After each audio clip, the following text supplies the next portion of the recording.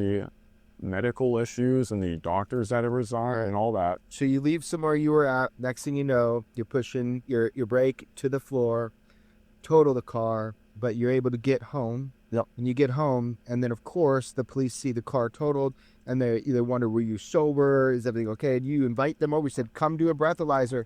Yep. They said, well, this is going to take a while. Yep. We're going to contact you tomorrow. And then the lead investigative officer in that case physically comes to your home. Yep. And warns you that somebody tried to kill you. Your brake lines were cut. He verbatim said the only reason I'm not charging you with a crime is because your brake lines were cut. I'm not. Dylan Borland, a UAP whistleblower, has come out again on the Weaponized podcast with George Knapp and Jeremy Corbell to essentially expose some serious secrets after his whistleblowing campaigns in Congress earlier in September. Now, Dylan Borland, for anyone that doesn't know, is a very well-established man within the UAP community, and he's also a very well-accredited man outside of it. So he is a US Air Force veteran and intelligence professional who has emerged as a prominent whistleblower on the UAP topic. He publicly testified, of course, before Congress in September of 2025, marking it as the first open disclosure of experiences and classified knowledge that he claims to involve non-human technologies operating outside of congressional oversight. Now, in his early career, Borland served as a 1N1 geospatial intelligence specialist in the US Air Force from 2010 to 2013. He was stationed at Langley Air Force Base in Virginia. He was also in post-military work. After leaving active duty, he worked as a senior intelligence analyst for the BAE systems for nearly 4 years, following an almost 6 years at Intrepid Solutions at the Services LLC, and then after the clearances, he held top security clearances in specialized in counterintelligence, which he says made him a target for surveillance and manipulation after his UAP involvement. So obviously, that's just kind of a brief oversight on who Dylan Borland is, in case you didn't know. But he's just come out, like I state, over on the Weaponized podcast with Jeremy Corbell, right? In the title, Dylan Borland Unloads the Truth About the Legacy UFO Programs, Part 2, Weaponized, Episode 91. If you want to go and check out the full thing for yourself, it's an hour and 34 minutes. I highly recommend that you do. But there are some key moments in there that really kind of, hammer home the severity of what was actually going on for Dylan Borland, and when he, the moments when he went to testify. So I get a phone call after Dave testifies, and they notify me, hey, Dylan, we want you to go to the IG. And I said, all right, what about, they're like, this stuff. They, me, who? Congress? A staffer and Dave and an attorney that you guys are aware of. I don't know if I can say their name, but an attorney you guys are aware of. I think that's good. All right. And they're like, go to the IG. And I said, am I safe? Is it what the country needs? Yes. I said, all right, let's make it happen. And I go to the IG. That was in, I want to say September, October. I actually have the date for you guys if you need it. But I went there in 2023. Late summer, early fall of 2023. And I go through the IG process. And to be honest with you, out of everything, I really feel like the IG process was the worst. I think the people at Arrow genuinely cared, but my opinion going through the IG and the questions they asked me, the things that were said to me, made me feel like that was a fishing expedition, and the only thing they cared about was finding out how much I actually knew. Wow. That is highly disappointing. It was very disappointing being in that room with the conversation and statements that were being made to me. Like when somebody's Redacted. asking you a question in the IG, government employee cuts them off and says, you don't ask him that question, and looks at me and tells me you don't answer that question. Yeah. When they ask you, what do you want out of this? And verbatim, direct quote on film, by all means, go get the recording, because they said they recorded it. Mm-hmm.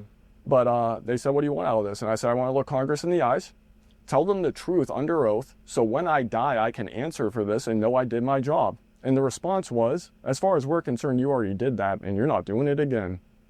So... Is this the actual Inspector General? Or the ICIG, yes. I have his card at my house. You went through the whole thing? I went through the whole thing. Who else is there? Redacted. So ICIG, assistant director, Redacted. attorney on my right. So you try to do this right. You go to ICIG and you literally feel like that they are just trying to pump you to figure out how much you know how dangerous you are to the legacy program. In my opinion, looking back on this, yes, because the way they asked questions, the statements they made to each other, the statements they made to me, 100% seemed like they wanted to find out how much I knew. And at the end of this, which you're aware of the conversation I had with the attorney, it was, you are credible, not urgent, go disappear in the winds, leave this all behind, shut up, do not do anything. Your entire, everything you said, which goes back to what we talked, I mean, I talked about my childhood in there. I was told everything I talked about in that room now is up for executive review. And I brought up to the attorney, I talked about my childhood. Is that now up for it? I talked about unclassified information readily available on the internet. And they said, Dylan, every single thing you talked about is now subject to executive review. Do not go outside of those bounds. Your whole life. Pretty damn much. It's like a great way to lock somebody down if you want to kind of intake their whole whistleblower story, what they know, and then say, now that you've testified to ICIG, you have to walk away. When you realize they say that, and that this has been, in essence, a waste of time, that you walked into sort of a trap, I mean, I can imagine how depressing it would be. It's depressing. It pissed me off because I was already blacklisted from the IC. And I had told the attorney that. I told the IG that. Like, I already know that there are things that are in place for me getting jobs, working in this field that years back are in play. And it's happened to me since I've gone to the IG, which goes back to retaliation. Like, technically, I'm still being retaliated against. Inspector General's office is there to hear about wrongdoing and things that shouldn't be happening in the agencies that it oversees. You would think, but this is now me being black-pilled, and there's a joke amongst all the military guys, which is the JAG isn't for you, the JAG is for the DOD. The IG isn't for us, the IG is for the government. And that's the way I feel now. Wow. Did you share this with the attorney who had been advising you about seeing these guys? We're not saying who it is, but who? Yeah, I think with the client, Right. I just think you're not supposed to do that. It's not like a big secret. I'm just trying to be respectful. I made it aware to them that the statement that he had made to me was of grave concern. It made no sense. And I had asked, how do I do DOPSR? Because I do not trust this process at all anymore.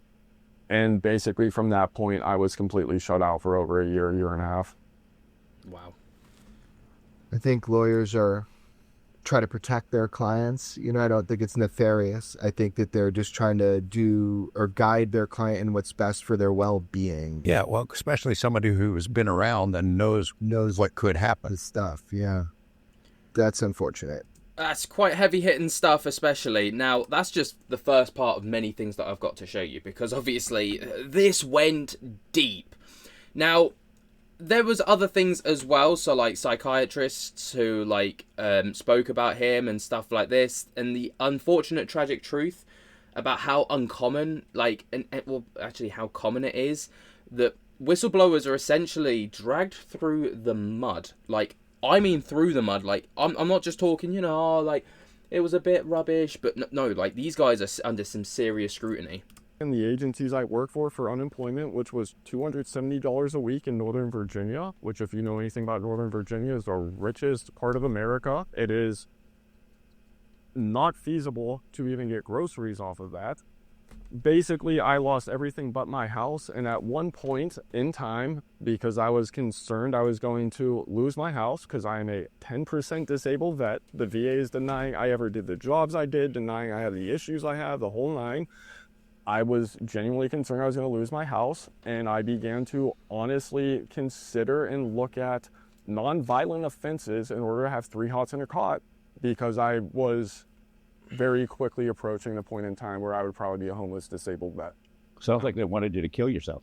That is 100% what they did. In fact, there was a doctor who filed a complaint within the IG at the VA on my behalf because they were, in his opinion, trying to get me to kill myself. At one point in time, they put me on a prescription medication for PTSD and depression, which I wasn't allowed to collect, by the way. The VA still denied I had PTSD or depression, but they put me on the medicine for it. And I woke up in the middle of the night while on this medication. And the best way I can describe it is, you need to relieve yourself to go to the bathroom or you're thirsty. It's a physical response. I woke up in the middle of the night and the physical response in my brain was commit suicide. I freaked out, rightfully so. Something I will never do is commit suicide. I'm a Roman Catholic. It is against my religion to do so. I contacted the VA. I went to the VA on the police's, again, all documented. And the VA psychologist, who was a CIA employee of all things, or was, said, "Oh, this is common. You need to increase your dose." The psychiatrist, you have his name. Yeah. He was made aware. He filed a complaint on my behalf. He found out there was a team dedicated to me at the VA, and he filed a complaint against that team. He was told that nothing's going to change, that I answer to them. And he told me verbatim, he said, "Dylan, you need to do everything in your power to live through this. What they are doing to you is wrong. Do not trust any of these doctors. There is something very wrong with what is being done to you." And keep in mind, this whole time this is happening, I'm over at BAE. And he resigned. In protest, he resigned because of what they were doing to Dylan. And let's just back up. This is some Stranger Things bullshit. To take somebody like Dylan through, I think it was Stanford research, right? To take somebody through like Dylan. Penn State and Stanford.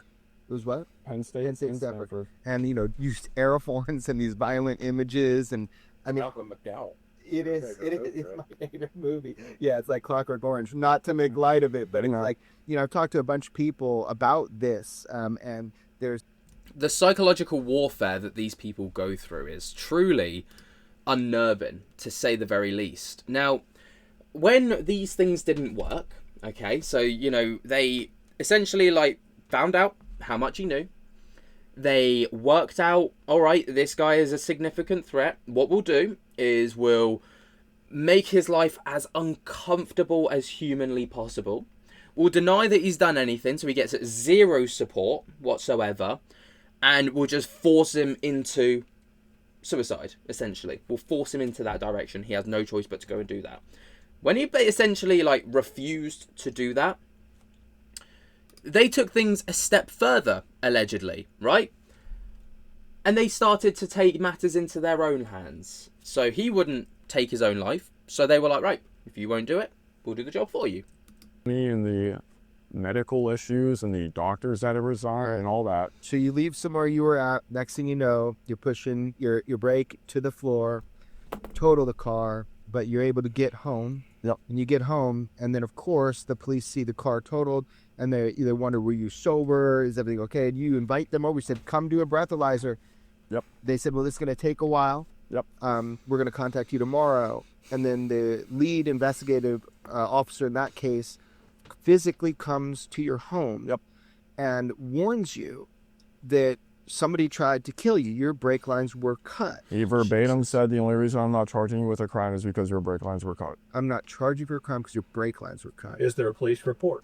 There is a police report of the total car, and there's a police report of what I said to the officer, which is I went out with a friend who worked for the agency. I had 2-3 drinks playing pool over the night, had some wings on the way home, car totaled. Does it say in any police report your brake lines were cut? I have been searching for it, no. And this is what sucks, is this is the most damning, and I know what was said to me, and this is the only thing out of all the craziness that I do have evidence to that you guys have seen, these weird polygraph tests and VA tests and all this, but the police report verbatim saying that my brake lines were cut, I am still trying to get proof of. Exactly. That's a clear cut thing, right? It's like we can talk about the.